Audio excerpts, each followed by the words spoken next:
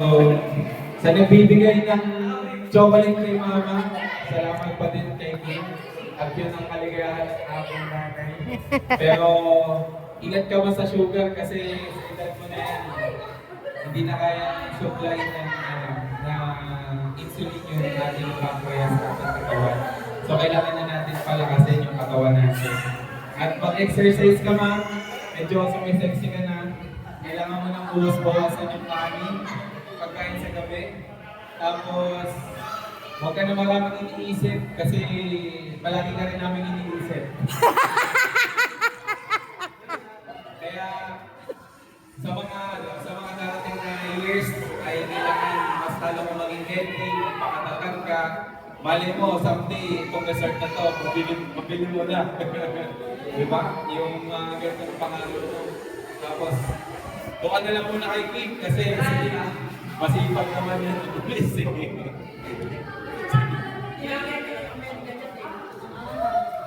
Kaya si Kimberly, masasabi ko na swerte kasi pinakalagaan mo si Kimberly. Isang araw lang, maalis na.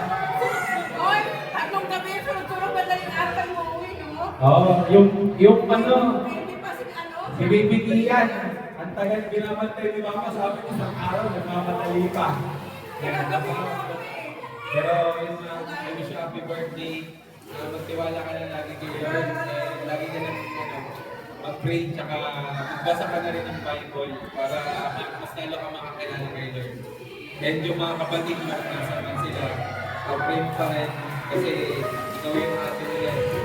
Kaya magmalakas ka pa kasi ikaw lang yung ano namin eh. Gulang eh. Ikaw na lang ang haligi. Haligi at ilaw. Okay na mag-Jollibee. Ay, Gulay ka na lang ma, magpanik ka na lang ng ano. sayuti.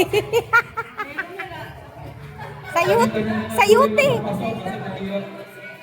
Oo, mahirap pagka kumain ka pa ng McDo kasi hindi kaya ilabas ang katawan niya.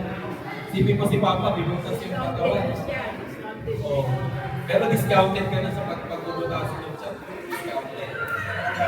Huwag mo nang isipin yun ma. Magpalakas ka ma, mahal na mahal ka namin. Itong simple celebration na andong namin sa'yo, pinaglaban ka ni Hana. Yan. At gusto ko sana, i-celebrate yung birthday mo doon at doon sa amin, iwalay. Kasi sige na mamumblay na. Pero still, yung best na binigay sa'yo ni Lord is ito, na-surprise ka. Hindi ka lang pumunok ng poppers.